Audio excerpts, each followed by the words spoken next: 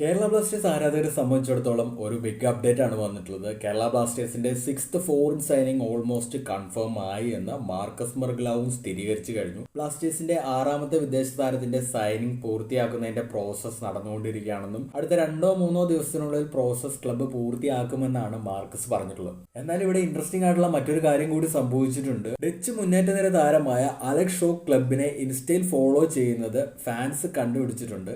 ഇത് വെറും ഒരു കോയിൻസിഡൻസ് ആണോ അല്ലെങ്കിൽ ട്രാൻസ്ഫർ ഹിന്റ് ആണോ എന്നുള്ള ചർച്ചകളൊക്കെ സോഷ്യൽ മീഡിയയിൽ ചൂട് പിടിച്ചുകൊണ്ടിരിക്കുകയാണ്. അതെന്തായാലും അടുത്ത ദിവസങ്ങളിലൊക്കെ അറിയാൻ കഴിയും.